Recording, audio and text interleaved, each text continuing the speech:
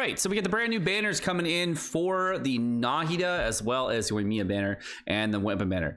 Looking at both of the banners, if you built pity, yay. If not, okay, that sucks. Jump into it. All right, so first on the list, of course, we have the Nahida and Yoimiya banners for characters. For both of these banners, looks like we got Nahida with a Bennett, Razor, and Noelle. Oh joy. Razor Noelle, what I always wanted on a banner. Yay. I love Razor and Noelle on banners. I totally use them all the freaking time. And that is the character banner for both of them. So if you didn't know, Bennett, as far as constellations goes, really good. If you want to C6 him for your Yoimiya teams, yes, it's totally fine. If you're going to be doing it for Kaching teams, obviously there's a problem there because you're turning to Pyro Kaching. If you're going to be doing it with Candace, there's no real issue with C6 Bennett in general with Candace. So just know that there is an issue with Ayaka into Candace into Bennett, and then try to like going vice versa. There's like an avatar Bennett thing that happened a long time ago. So if you were looking to like, you know, not have that problem, then basically you just don't get C6 Bennett and you stay at C5. But the nice thing is that, of course, you get a 15% pyro damage bonus for characters like Yoimiya or any other pyro DPS that you'd be using. So it is quite nice for characters like Zhangling and such. Then you can snap that damage in for any type of snapshot mechanic. And as far as Nahida goes, as far as a character, if you want to know if I think you should summon for her or not, the answer I gave in a previous video, so we'll talk about that. If you want to check that out, link in the description below to talk about Nahida.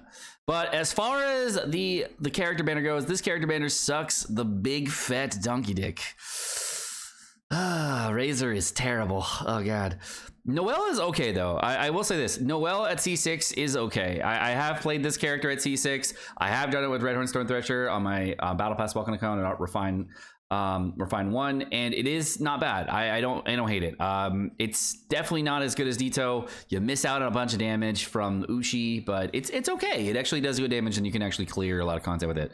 I've heard people doing some EM Razor builds for fun, but it's basically just like co-oping out and not having Sino. All right, so, and the weapon banner here. So we have the new weapon banner, and we're going to be talking about the brand new weapon, which is the 1,000 Floating Dreams weapon, which is the new catalyst for Nahida. And we have the new, of course, you have the Thundering Pulse. Now, very cool for all Yoimiya Matsu there. Of course, if you did not end up getting the Thundering Pulse on this banner, you can get a Rust, which is her second best in slot. And if you get this thing to Refine 5, it is insanely powerful, and that's what I currently have on my free-to-play Yoimiya, and it is really, really good. The Flute is completely garbage, unfortunately, and not good on anybody currently in the game, but Favonius Lance and Widzith are pretty solid. So this overall is a pretty decent weapon banner when it comes to weapon banners, because we have 3 net positive weapons for like really good weapons. Widzith being the best catalyst in the game, of course. And if you're wondering, we did do some checks on calculations for Nahida for the Widzith. This particular weapon has some interesting facets to it. So when you do the proc on this, you have either get an elemental damage proc, you get an elemental mastery proc, or an attack proc.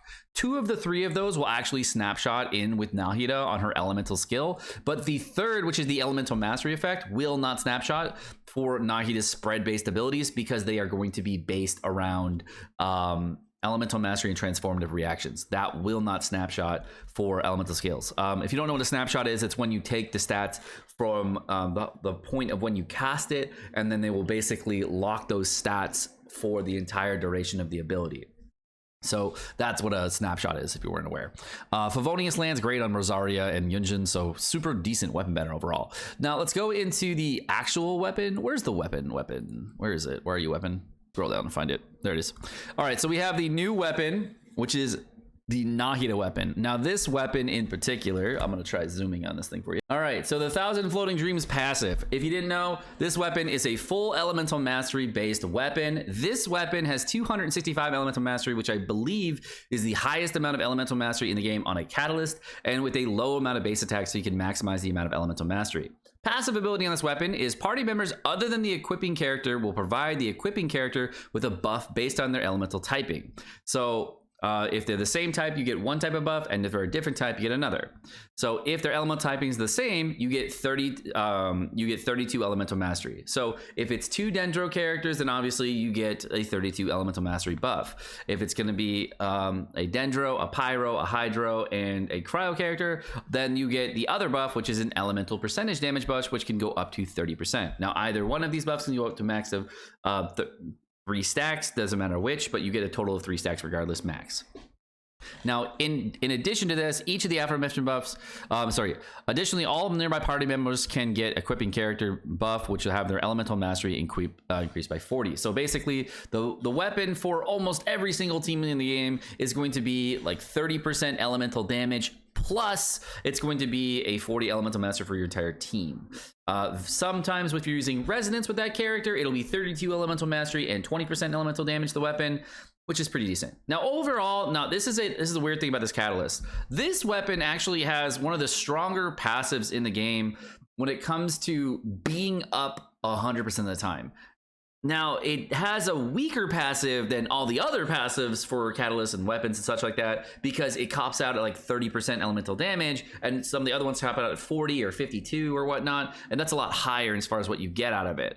But they all have conditions, and this is the first non-condition weapon that we all have. So 30% elemental damage for a very like light restriction condition is pretty decent. Definitely not as good as some of the other catalysts out there, as like the Wids and such, but it's definitely a decent catalyst. Now, for a Bloom team on Nahida, this will be the best overall weapon for Nahida. It is a great weapon. Okay, now as far as Sucrose goes, this is kind of a weird weapon because it's just 265 elemental mastery, which is a large amount, but it won't, for most of the teams on Sucrose, not give her a lot of extra elemental mastery. It will just give her extra damage percentage, which is not really helpful. For other catalyst characters, like let's just say Klee or whatnot, you wouldn't get a lot. Yae Miko would get a lot of elemental percentage damage with elemental mastery, so this weapon would be somewhat decent on her, but Kagura's Verity is probably still, the best in slot. And speaking of Kagura's Verity, since Yae Miko will be happening next, if you're wondering if, Nahida will be decent with the Kagura's Verity, the answer is yes. Nahida will be somewhat decent with the Kagura's Verity. So if you're looking to use that on her, there are DPS builds that allow that to happen. And if you are looking to, of course, just use this weapon, I can't think of too many characters where this is going to be super viable. I guess you could use this on a character like Kokomi if you wanted to use like an elemental mastery build as well. So if you ended up getting it, there's a couple other characters that can use this weapon, but no one's going to find this weapon as a super best in slot except for potentially Nahida. And I'm actually not 100% convinced, based upon the math that we've done over the last few days, that this weapon is the best in slot for Nahida for all builds. Because the Kagura's Verity as a weapon is an elemental skill based weapon and will boost elemental skill damage, including the final elemental percentage damage bonus, by a total of 48%, while also having crit damage. So I'm actually not convinced that this weapon will be the best in slot for Nahida. Some of the math that I've done on this does show that it is the best in slot, but not by so much. So I'm actually a little curious to see how this weapon will stack up versus Kagura's Verity on a spread/aggravate build for Nahida. So again, kind of interesting. As far as if you should summon on this character banner or not, the character banner itself is kind of crap, but if you are the need to Bennett constellations, there's always a chance, right? So that's always good. And then the weapon banner, if you're looking to get up a Thundering Pulse, if you own both Yonya and you're going for Nahida, the answer is yeah, sure, go for it. It sounds fine. But for most people out there, there is one thing I wanted to say about the weapon for Nahida, and I did say so in the video couple days ago. If you are looking to get constellations on Nahida or the weapon, the answer is constellations. Constellations, from the math that we've done, have proven to be better than the weapon. Even Constellation 1, I believe, is still better than getting the weapon, especially if you have a weapon like the Widzith out, or if you're using like the sacrificial fragments and whatnot, it's not going to be that much of a difference. My recommendation is probably going to get constellations over weapon for this particular go around, because Nahida kind of suffers from the C2 Raiden stigma, where like Raiden gets extremely strong at Constellation 2. Nahida will probably have something very similar on her kit from the constellations I've read in the the Leaker Sphere. So just know that if you're going to be summoning right away in the banner, please don't summon on the weapon banner right away. Wait to make your decision until we've done some testing, or streamers you trust have done some testing, and then you'll make the decision on if you want to go for constellations or the weapon. But this time around, I would probably say stick away from this. Now, there is, of course, a specific situation where you could, you know, just go for the weapon. And that's the situation I'm in on my free-to-play account. And that situation is I have already built pity on the character banner and the weapon banner, and I got a 50-50 shot. I got a guaranteed on the character banner. I'm just gonna get the character, and then I have like a couple summons I gotta do, maybe 2 or 3 for getting one or the other weapon. So that's the situation I'm in. I specifically put myself there because I figured it was gonna be Yoimiya and Nahida, so no matter what, it was a win-win for me. So it was a perfect time to do weapon banners and summons on my free-to-play account. So that's the situation I'm in. So that's the, if you're in that situation, sure, whatever, that's fine, whatever, fuck it. But for everybody else, probably not. Now, the other thing I wanted to mention before, I actually recorded a video about this morning, and there will be drip marketing tomorrow.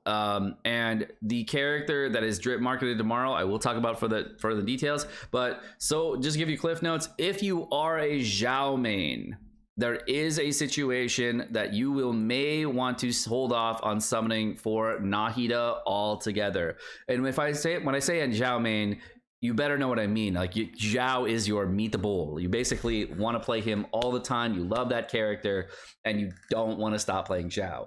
I recommend holding off on your Nahida summons for the first few days if you are a huge Zhao main, because there's going to be some, you know, a character that could be released in 3.3 that you're going to have to summon a lot for, not a little for, and they might be a 4-star. So if you catch my drift, you might need C6. If you don't catch my drift, that's what it is, okay? But that's basically for a specific type of player. I will be going over it further tomorrow when we go over the new drip marketing specials for all the new characters and such. But that is going to do it for what I want to say about these characters and the banners today. Let me know what you guys are going to do in the comment section down below. But my name is Sekapoko. Thanks for watching. Hope you enjoyed the video. If you guys did enjoy the video, of course, like, subscribe, all the fun stuff. You have a wonderful rest of your day. Peace.